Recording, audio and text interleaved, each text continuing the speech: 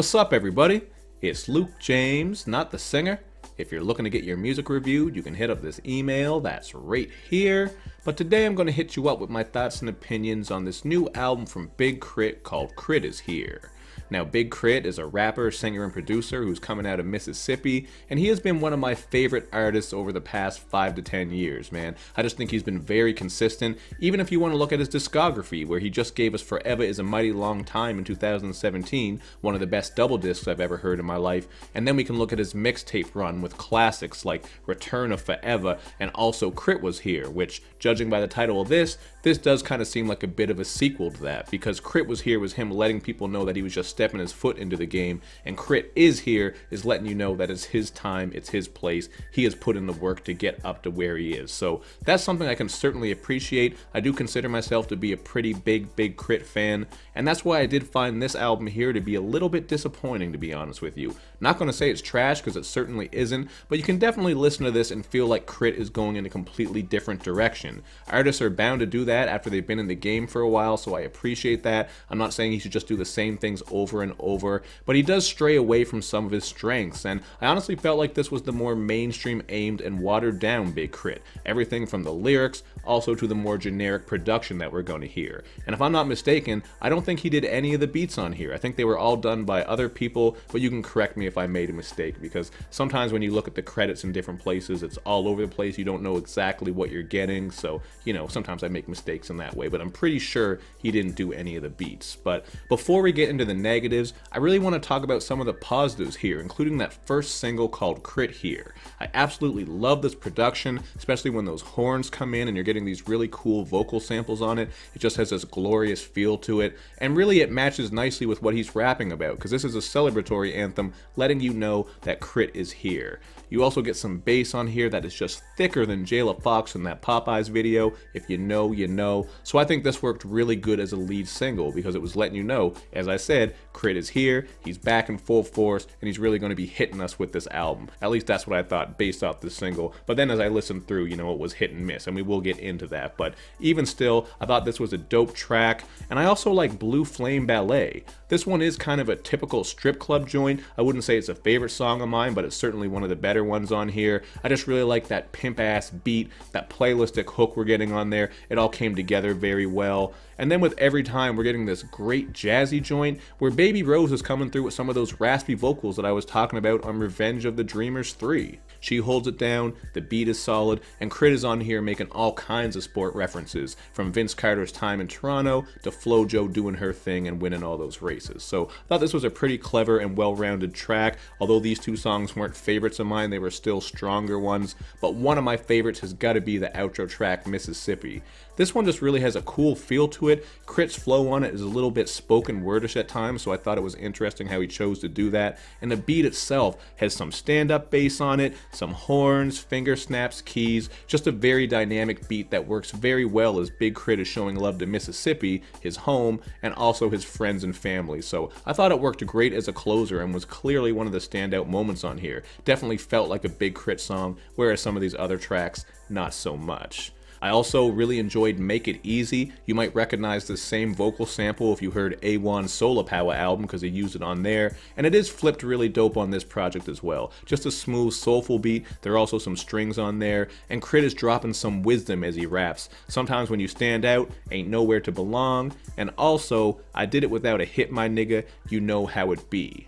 Both of these lines right here are just a testament to how he made it his own way in the game. He's always been a little bit of an underground king in that sense, the way that he's put in work, and he never really chased after hits too much. But unfortunately, that's the downside of this record here, man. As you get into some of these songs, like I was just talking about a minute ago, they really don't feel like a Big K.R.I.T song, man. They are generic, they are kind of watered down, they're kind of typical, and I think the second single called Addiction is really the perfect example of what I'm talking about. First of all, I didn't really like this beat too much because it reminded me of that Kanye and Lil Pump song, I Love It. Never liked that song, so it's not much better hearing it here. And the lyrics really aren't much better either, because it's just Saweetie, Lil Wayne, and K.R.I.T dropping some water and sex innuendos, including some that are pretty bad. Like, at one point, Lil Wayne is on here rapping about putting on goggles and his snorkels before going down on a girl like he's a fucking octonaut about to fill out a creature report. Shout out to the parents there. Maybe you got younger brothers or younger sisters, you might know what Octonauts is all about. Or maybe you're grown and you watch Octonauts, man. I ain't even gonna hate on you, man. You might learn some shit watching that creature report. Then we get the song Obvious. This honestly just sounds like one of those knockoff Drake songs. It's one of these romantic joints where the production and even Rico Love's vocals just sound like some Drake to me. And even K.R.I.T's bars on this are kind of uninspired. Just some very typical lovey-dovey shit where he's rapping about proposing to a girl in front of people while this plane is writing their names in the sky. I just thought it was kind of cheesy. Maybe he was being genuine and sincere there, but the whole song to me just felt a little bit cliche. So that was definitely one of my least favorites. And another one would be I Made. What you get with this one is a very cookie cut kind of trap style banger with the stale hook from Yella Beezy, and K.R.I.T is on here rapping like so many other rappers do these days, while also ad-libbing as if he's a member of Migos. So this really just kind of felt out of character for K.R.I.T in my opinion. I mean, again, he's trying new things. I'm not trying to hate on that too much. I just think he's better with some of the other styles that we've heard from him before. You know, a lot of these songs really just felt like anyone could make them. They're kind of cookie cutter generic. I'm using these words a lot, but it is what it is. Although there are some bangers on here that are a little bit better. I did think I've Been Waiting was pretty solid, although again, this one actually reminds me of the other side of Drake. I thought this kind of sounded like that If You're Reading This It's Too Late Drake, just because of the overall vibe, how he's rapping in spots. Just the mood of it, I guess I should say, kind of reminded me of that. And the song Prove It with J. Cole was pretty solid too. This one didn't feel like it was, you know, as epic as I would have expected from these two coming together, but you do get a pretty strong verse from J. Cole where he's showing love to this fan of his who apparently was battling cancer, and she's always been going to his shows. I think she works at an airport or something like that. I just read the story on Genius, but either way, it's very touching. But yeah, this just didn't feel like an epic K.R.I.T and J. Cole collaboration to me at all. You're getting this hook on there that's very futuresque, some twangy production that's not overly memorable. Kind of felt like a missed opportunity to me. Maybe it's just me, you know, kind of seems like I might be on my own with this album. I guess I'll see how you guys feel about it. But I just felt like maybe those two coming together would make something a little bit more crazy and memorable, and it's kind of disappointing. So, you know, there are just things all over this album that really just didn't work for me. It's one of those long albums that's very inconsistent and draggy, like so many records these days. You get this clunky beat on Family Matters. On High Beams, you're getting some of the worst, most overproduced vocals I've ever heard this year for like almost the first minute of the song, although it does get a little bit better once K.R.I.T takes over. I think the guy on there is named Michael DeWolf or Wolf DeMichaels, something like that. I'll put it here because I know I fucked up. But yeah, man, overall, this to me is a 3 out of 5. It's still pretty good. There are some moments on this that I like, but it just does not feel like Big K.R.I.T to me. If this does well, I'm certainly going to be happy for him. He's still one of my favorite artists, you know. Sometimes you can't please everybody. I'm sure other people are going to like this, and I think maybe more casual listeners or new fans might be a fan of this.